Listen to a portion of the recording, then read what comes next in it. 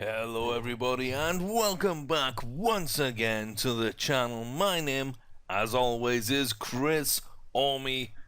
This here is Starters Order 6 and we're into that key point of the season now. We're in September. We're starting now to run out of a few races to actually book our horses into. Something I did notice towards the end of last video and in my time here, the 3-year-olds are close to being over raced. So the way things are going, I don't know. I want to race them. I do want to race them. And I'm not sure what over racing actually does, like how much it affects the horse, whether it's performance now, whether it affects breeding barn performance, whether it's just stunting their development going into next season. I'm not sure exactly what the downside to over racing a horse will do or will be. So anyone out there with a bit more knowledge on that, please do let me know so that I can plan ahead with it. For now, I've booked out some races and I'm going to go ahead with these races. I'm also going to book another race for these 3-year-olds towards the end of either October or November, and one for December as well. But if by the time that race comes around, the head lad still says in the training screen that I'm close to over racing the horse, I am going to pull them out of that race. So we lose a little bit of money, but money is not an issue. That's kind of what we're going to do. That's what we're going to be doing. So they're going to have at least one more race, and we're going to book them in November and December as well. And that's just what it's going to be. You know, if they race in those races or if we have to pull them out, I don't really mind. I believe that our 3-year-olds have had good seasons. If we look here, you know, Crimson Star, we can see this season we started in that grade 2 at a mile 2. He found his new distance. Then a couple of grade 3 wins. Then the huge jump into the Kentucky Derby, which he wins. The Preakness, up to the Belmont, and then back down to a mile 2, where he won. He nearly won at the Woodbine Queen's Plate, and he did win the Secretariat. So, all in all, Crimson Star's had a fantastic season. If he doesn't race any further this year, I'm perfectly happy. But you know, we've got another race booked for him, and so he'll be in the Jockey Club Gold Cup. You know, we will, like I say, book further races for him, but he may not run them. As well as him, though, our other 2 horses for this season that are 3-year-olds. You can see here we started off at Aqueduct in a grade 3. But that was too much distance, even though the stamina bar, I would say, is a mile 1. You know, this horse doesn't run at a mile 1. So 3rd place in that. We dropped down to a mile. It was 5th place in that grade 3. And then grade 3 win at 7 furlongs, finding the distance. Grade 2, grade 1, grade 1. So we're back in for another grade 1. We're having to go up to a mile. I'm hoping that we get a bit more than 5th place, which is where we ended up with Ethereal Dreamer the last time she ran at that distance. And of course Rainbow, who finished 4th, 3rd and 2nd in the Triple Crown, each time behind Crimson Star. But this season, the allowance races, a hat-trick of wins at a mile 2 as a sort of derby prep race, basically. And then the Oaks Invitational, the Belmont Oaks, was a good win, narrowly missing out on this Alabama. Yeah, ran on, maybe there's more distance needed there. So we haven't booked another race for Rainbow. I'm not sure if there is one out there. That's grade 1 at a mile 3 or a mile. I don't want to test at a mile 4. I want to test at a mile 3. So they've had good seasons. If we can't race them anymore, then that's fine. We'll move on and see what they do in their 4-year-old season and see what they do in the breeding barn as well, because Crimson Star and Rainbow are both going into the breeding barn. Ethereal Dreamer is getting to that point now as well, where I think, you know, I'm starting to think that it could be a decent option in the breeding bar. There's a lot of potential. There's good extra speed and finish application, which is always nice. We seem to be at 50% cruising burst, which is something that I do like to see in my horses as well. So really, Ethereal Dreamer, a few more Group 1 wins, over the next 2 years for her. And we'll see at the end of the 5-year-old season where she stands on Group 1 wins and overall rating. But I think all three of our 3-year-olds go into the breeding barn, which is good because Starboard Princess is heading in there. Lioness went in earlier this season. And then we can get rid of maybe Samurai Regal Realm. Peaches and Kitty Kingdom we're going to keep for a few more years. And I like our colts in the breeding barn right now. Hidden Recipe and Starboard Bow, of course, they've led to Stealthy Lioness and Starboard Princess are 2 great horses. So they have sired those horses. And Retrievers come in with 20 Group 1 wins in an auction. So we're going to see, not next season, but the season after, exactly how his breeding has gone. And we might get a few new nice foals at that point from these horses. So we may be getting rid of Samurai Regal Realm. We replace them with Starboard Princess. And eventually our 2 3-year-old fillies go into the barn when they're 5-year-old mares or when they become 6-year-olds. And Crimson Star as well, giving us another stud potential in that breeding barn. So things are progressing nicely. They are progressing nicely. And an injury here, 1 week Grand Sahara. And yeah, this 2-year-old filly has done quite well so far. I'm quite impressed with how she's done. She followed up some early season form with a win in a grade 1 as a 2-year-old. So we're going back in now. We're increasing up to a mile because that stamina bar is pretty high. So the mile Frisette is coming up for Grand Sahara. She is out injured for a week, but she should make it back in time for that race and be fully ready to run. So that's why we're not taking out an injured horse. So without further ado, we're going to see if we can get 5 in a row for Ethereal Dreamer here today. That poor start to the season now, well and truly behind her. And I'm a big fan of this horse, I really am. So when we look at the field, Melodic Mirage, that's a name we know quite well. 124, Sixes Hidden and Food for Thought. That's one of our horses. I knew that was one of our horses.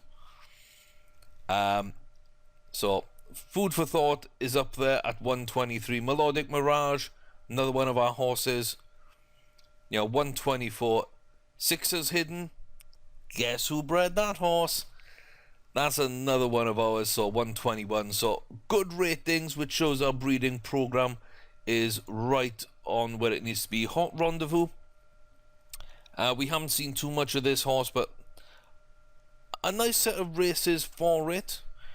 So we wouldn't be too surprised to see that one run quite well. They're all ahead of us in terms of rating. Sixes Hidden looks to have that blue triangle. Let's take a look. Very calm, fit and ready to go. We're moving well, very fit and primed to go. So yeah, this might come down to the 2 of us. So Sixes Hidden, the black with the white spot, and we're the white with the black star. So we'll keep an eye for that as well. The orange and the green V might be other horses to keep an eye where they finish. And of course the red and blue. All our former horses and Hot Rendezvous. So let's jump in. I don't know if we can win this. I'd like to be able to win this. Oh, and it's raining. It is raining. I wonder how that changes things. I'm not sure if... Ugh. Yeah, I'm really not sure if we like the rain or not. I don't know what kind of track that Ethereal Dreamer really likes. But as you can see here, it's yeah, it's not the best of track so far. But we're out quite nicely and straight out into the lead, taking this field to task. Let's zoom in a little bit there. We got the chasing pack just on camera, and we're out in the lead. So at the back, Commercialized, Child of Our Time, then Hot Rendezvous and Melodic Mirage at the back of the pack. So they might be closers coming in to get us later on in the race. Argentia, Fly, Boboletta, Midnight Opal, then fourth and third seem to be Food for Thought and Sixers Hidden. They're in this little chasing pack here. Those are those two horses. Axel in second is about to be overtaken here as we come down the backstretch onto the final turn. Food for Thought now getting well up into position. You can see there's quite a few horses now starting to group up, getting into striking position as we come around this bend. So Food for Thought making a lot of the running here in second place. Midnight Opal in third. Sixers Hidden in a nice position on the inside. Round the outside, it seems to be Argentia and Hot Rendezvous now starting to make their move. And here we come round the last of the corner. A late run here, and yeah, look at this. Inside the last furlong, horses just flying past Ethereal Dreamer. Melodic Mirage, that was a horse I did like. I did like Melodic Mirage. But, yeah, I felt it wasn't good enough to be in our stable. But Melodic Mirage picks up the win. Sixers Hidden in second place, Hot Rendezvous in third, and Food for Thought in fourth. So we have bred 3 out of the top 4 horses there. We have bred 3 of the top 4 horses there, so they're all nice horses. We faded badly in that race. We did fade badly in that race. Midnight Opal is another one of our horses. Yeah, there's a lot of our horses in this race, guys. As a breeding facility, that makes me proud that we got so many good horses. But yeah, that was a furlong too far. I struggled to find 7 furlongs for people. So, Ethereal Dreamer keeps a 120 rating, finishes with a bad race if that is his final race of the season. But yeah, a mile is definitely too far for this horse. It's definitely a 7 furlonger. But that's okay. That's okay. We haven't got a race tomorrow. So we just go one day further and pick up Retriever. Retriever is going to breed with whoever's next in the list of most expensive, which is you. That will give me a small build. Small build 6. I don't want that. I'd rather have the average build. I'd rather have an average build at mile 1. So that keeps us in the mile territory. So that could be okay. Regal Realm might be finishing up breeding soon as well, which leaves us then with the 3 colts to finish off breeding with all of these females. So let's see how many we got. 1, 2, 5, 9, 10, 11, 13, 15, 16. Oh my. 18, 20, 22, 24, 26, 27. Yeah, there's so many horses, and we're in September. We're probably going to get another, let's think of this, 2 weeks at a time, 3 horses. So every month, we're coming up to the end of September, so that's 3 months, so that's 6 breeding periods. That's 18 horses. So there's quite a lot of fillies here and mares that we're not going to be breeding with. Which is okay, we don't need to breed with everyone. And it looks like we're about the same horses in foal this year as we have yearlings ready to go next year. Maybe a little bit more, because that scroll bar is a little bit less. So we're giving ourselves plenty of options. We're going to jump in to an auction. Again, just see what's about. Starry-Eyed Jack. That's a horse that we've let go. And whoever's bought it has not raced it. So it's a dark grey horse, small build. Interesting to see what that goes for. We're not interested though. 5 furlongs. I'm not a short order sort of person. Watanabe's the right distance, but disposition puts me off. So on the back end here, there's not much. I want to see what Starry-Eyed Jack goes for though. Yeah, there's not too much interest. There's not much interest in Jack, and there we go. So that's another of our horses in fall. That's our second filly in fall this season. So Samurai and Regal Realm with Organ Pipe and Arcaby. Lioness and Peaches are also in fall to Organ Pipe. Kitty Kingdom in full to Arcaby. I believe those to be the best 2 male horses out there, so I'm quite happy with those studs. 9 Group 1 wins and 6 Group 1 wins. They are the most expensive of them all. I don't believe that they were the highest rating by any stretch of the imagination, though. Arcaby was. Interesting, I didn't believe he was. Excitable, normal, Rockadoodle-Doo. Yeah, Rock might be one that we should have bred to, but no Group 1 wins. Peter Paul, yeah, there's not too many sort of outstanding male horses.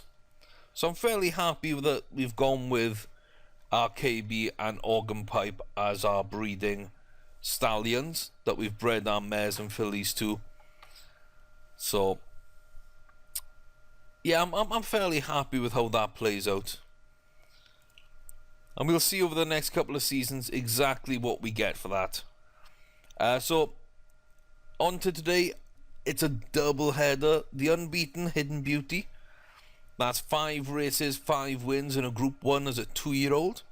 I'm very happy with that horse's progression in its debut season. Starboard Princess, one stumble along the way this season, but a pair of wins to get back into things. Again, I'm fairly happy with how they're going in their final season. So this is our best horse of the save so far in her final season, and Hidden Beauty, who is our best 2-year-old we've had in this save so far. So they're both racing today. Our queen of the stable and our young princess, I guess. I didn't look too much about the opponents in this, but Hidden Beauty is the horse to beat. And she goes right to the front. A good start, comes right across the front of the field and takes that inside track right up front. So, as we're rounding this turn, with a little over 6.5 furlongs left to run, Jomari Girl takes up the back of the field. Miss Norton, Lady Virginia just in front. True Tales and Agostoli not far behind. And then we're up to Winter Garden, Magic Union. Hidden Beauty now in second place, just riding the shoulder of Hail Mary. Looking to move back into the lead maybe as we're coming down this back stretch. It's a nice fight there in that chasing pack. It looks like they're a little strung out. Agostoli and True Tales now moving up into position as we approach the 3 furlong marker around this bend. So they're in decent position, but unless we see a closer, I don't think Hidden Beauty is in too much danger from what I've seen so far. 1.5 furlongs round that final bend, and now into the home stretch. We see who's got it in them to really make a run at this.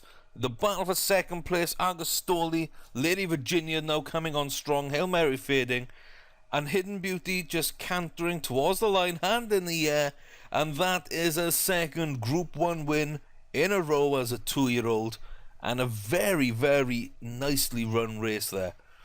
Went to the front early, didn't worry, was never really challenged, and yeah, I'm starting to think this is a really good horse that we've got here. I'm starting to think this is a really good horse. Led from start to finish. The field wasn't the greatest, but it's a Group 1 race, a Grade 1 race. There's not much else I can do. It was over a mile as well, which is, you know, a nice distance to be moving into. Starboard Princess, amongst the highest weight, she is the highest rated. And it looks like Hot Rendezvous and Food for Thought are back once again, our former horses. Let's see if they can compete with our best horse. So they've already dismantled Ethereal Dreamer, but let's see, can they do it against our real quality horse? So they are carrying an advantage of £6. The red triangle, or the pink triangle I should say, is on Food for Thought. Tipsters, nobody's going against Starboard Princess here. Agitated. Hot Rendezvous looks okay. Yeah, this shouldn't be too much of an issue. This shouldn't be too much of an issue. We will see, but Starboard Princess here looking to get a hat-trick of wins after that stumble where she was boxed in and finished 5th in her second race this season. So the Mile 2 Rodeo Drive Grade 1 race. We're up against a couple of former horses from our stable. And I like that. I like that ground there in the middle. That's nice. It's a little bit of feature, a little bit of texture that we don't see on some race courses. I like that. That's nice. So you can see here Dancing Tara sprinting out into the lead as we come onto the track proper. At the back, Child of Our Time, Food for Thought, Hot Rendezvous. G-Man's Gal, Lexi's Pal, and You Said I Do. All out of the picture at the moment. In third place, in prime position, is Starboard Princess. On the inside, La Curumaral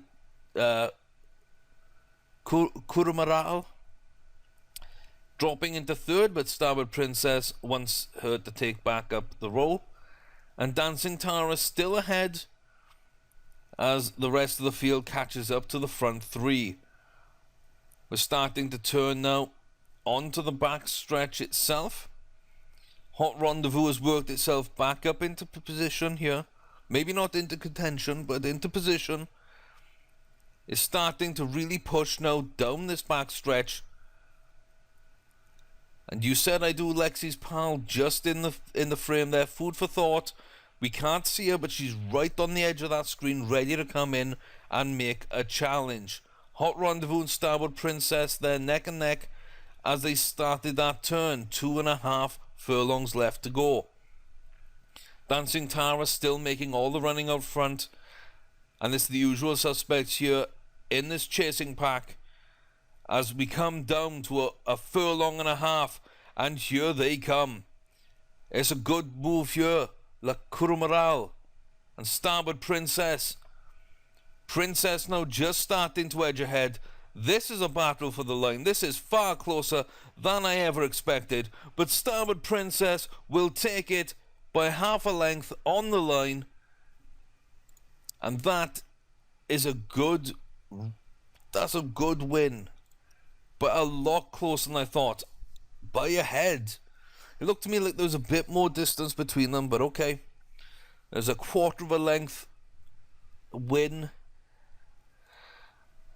Lakura Malal.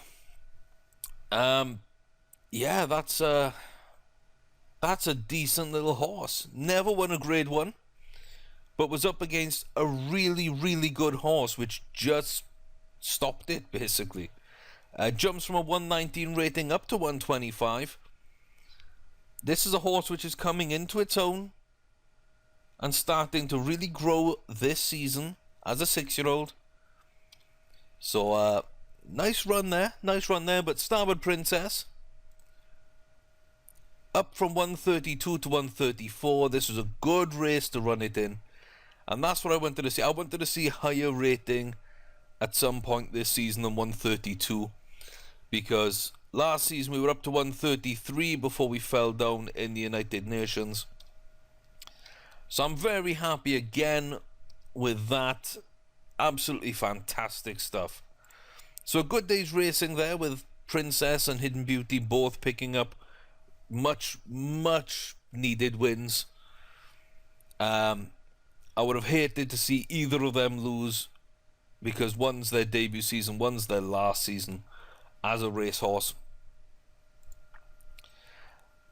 And we'll just round out September and head into October. We've got 2 races at Belmont on the 1st of October. We'll just jump into this auction quickly though. Anything in here worth my while? Ashwood Tie is a 1.2 mile unraced filly. I don't know whether to take a look at that. It's not got a reserve.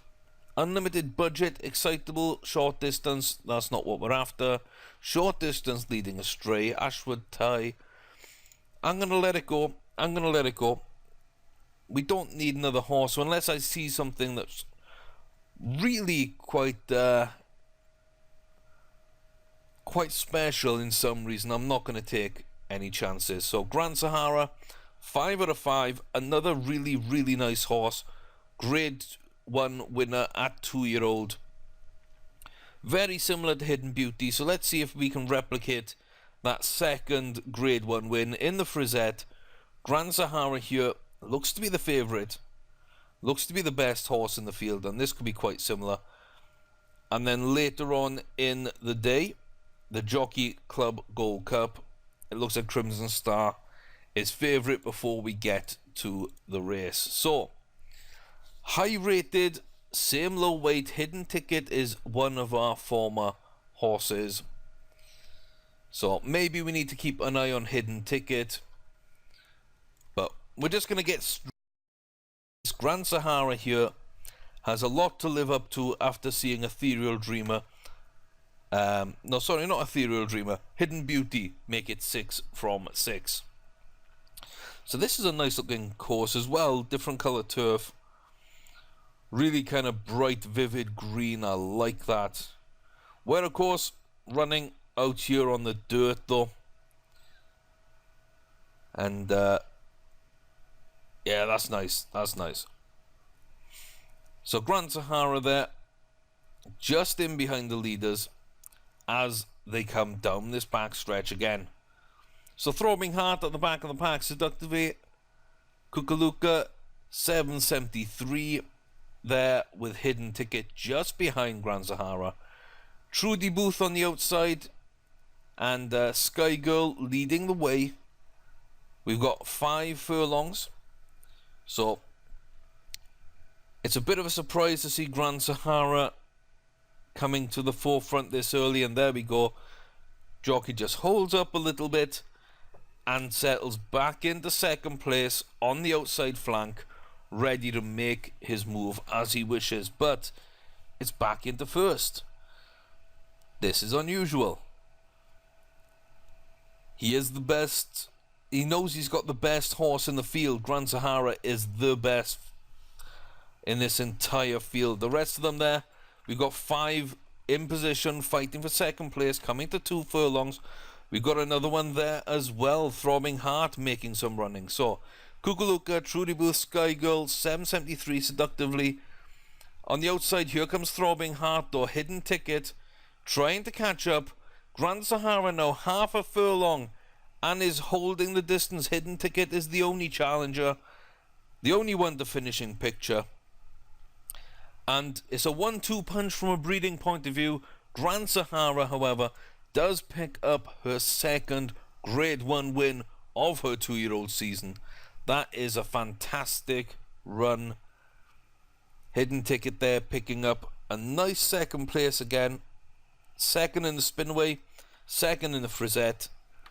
So we're seeing another nice breeded horse by us do quite well. 116, that's a slight increase in rating, but more importantly, it's a second Group 1 win. And Grand Sahara now does challenge with Hidden Beauty for the Kentucky Derby next season. I fully believe that they should both, hopefully both, be ready for that race. So those are my 2 Triple Crown hopefuls for next season. Do I skip? No. I can't skip the day. I've got Crimson Star running in the last race at Belmont. Yes, I do. Outstanding. So Crimson Star sadly not unbeaten any longer. So this season he lost a race, just a second place, same in his debut season, but he's absolutely decimated the field in other races. So he is the top rated horse. He is one of the lowest weighted horses. We see again though the nearest challengers. Private Gold. That's not Private Gold. There's Private Gold. A horse that I've seen do quite well, but not a top horse. And of course Melodic Mirage. Yeah, my old horse is coming back here to maybe bite me again. But overall, we should be here. Are we not going to separate on terms of favourite? We are, but in Melodic Mirage's favour before coming back again. I'm not having that. I'm not having that. There we go. So Melodic Mirage falls down to third. But those are the 3 best horses in this field. So Melodic Mirage in the orange and Private Gold with the brown cap and black sleeves. So that should be easy enough to spot. We need to keep an eye on those 2 horses because they could unseat our plans here. They could take this race and really put a little dent in the development of Crimson Star. And I don't want that. Having a colt who's actually pretty good is rare for me. Normally my best horses are all fillies. So Crimson Star had a decent start.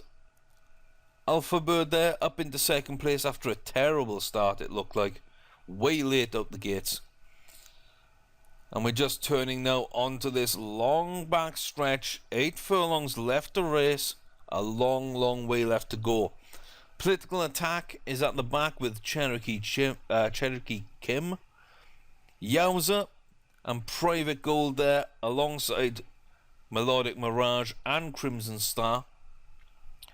Rockslide and Ray Nacarado there just about to come into picture. You can just see the head of the horse. As Silver Whistle in third, Alpha Bird up into second, and Motor Jim is up and leading from the start, doing a decent job here of leading us out. So we're coming in now to the turn, the final turn, this long far turn, and we're going to see exactly who's moving up from that back or mid of the pack. We can see Private Gold yet to really make a move. Melodic Mirage and Crimson Star making some headway. Rockslide here coming just into picture. So not really too much change here. 2.5 furlongs. Now we see for the first time since the start of the race Crimson Star.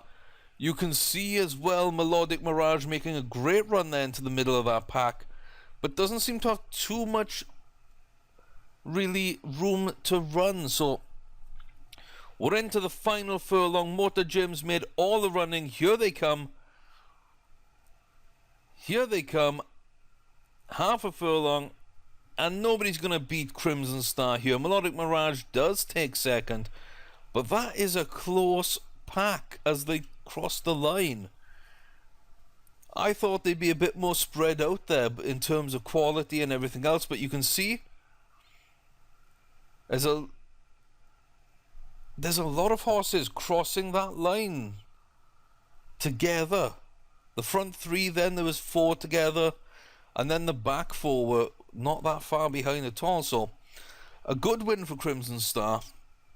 We make a tiny bit of money. We do make a tiny bit of money on it. And you can see the last place horse was less than 5 furlongs behind. 9th was less than 4. 7th was within 3. And the top 4 were within 2 lengths of the leader. So nice field, nice race, good win for Crimson Star, and as expected, Melodic Mirage does take second place. So I'm really happy with that. If that is Melodic Mirage, if that is Crimson Star's last race of the season, I'm very happy with the season's performance and that race in particular against some worthy opponents, actually. So let's just move on up. Let's see. Hidden recipe. Let's just go for a name I like. Let's think. Dubai Affair. Why not? So the Dubai Affair and Hidden Recipe, that looks to be a good matchup. We'll get those in. And then Retriever will breed with, let's go down the bottom and work our way up a little bit. So Retriever against, let's see, London's not England's Rose. No,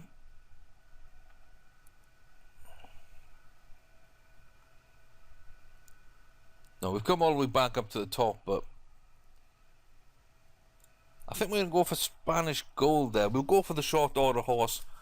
Why not? We're going to retrieve the Spanish Gold. I don't know what horse is going to come out of that pairing, but names start springing to mind already.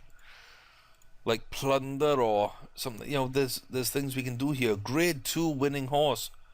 Macaroon. I'm not fussed on the age. I'm not fussed on the win rate. I'm not fussed on the rating. So, and it's grade 2, not grade 1. Okay, unraced 3-year-old Will to Succeed, a mile 4. Could turn out to be something, but there's nothing in this auction that I need to pick up. So we go to the final day. We're at Keeneland. Which race is this? 3:45, the Breeders' Futurity. Nearly skipped the day. Nearly. But I skipped the race anyway. GG. Well, that's our last race of the day, guys. So, yeah, Lock Journal there, picking up a win in the Breeders' Futurity. And we're not going to read too much about it. We're actually just going to go in and watch the race. We're going to watch the replay and see how it unfolded. So, there's a couple actually that I do know in this field. There's a couple of names. We'll wait for them to settle into position. And we'll see exactly who's who. Yeah, there's a couple of names that I've seen in previous races. So, Capo at the back with Smart Timing, Miss Challenge, Shirataki, Fire and Rain, Da Vinci is a horse I know, Ronton in the middle there with Navasink and Ankeny Hill. Fun Guy in third place, currently just behind us, is another horse I know. Lock Journal here in second place in that stalking position, just waiting for that final bend to finish so he can make his yes, this is a male horse. This is my only other male horse. So he is waiting for that chance to sprint after this final turn that we're just about to start. and chase down Felix the house cat, who's been out in the lead for a long time. So let's see exactly what we can do here, or exactly where he does things. So here you can see starting to make a little bit of a move on that bend, not to lose pace with the front runner. And just as the bend is finishing, starting to power on down the home stretch and really turning it on, blasting past as if they're not even there. That's what we like to see. Doesn't really create any distance, and as we come closer to the line, actually gives back a lot of distance. Not the most impressive of wins. It looked a lot better until we got to the line. Okay, that was all out. It was a mile race for Lock Journal, which has been a little further than he's ever been before. But it's his first grade 1 race, and it's at a new distance, and you know, in those circumstances, I will actually take it. I will take that. So it looks like a mile might actually suit him, and grade 1 was fine. It is a short mile, so 7 furlongs to a mile. Grade 1, Lock Journal.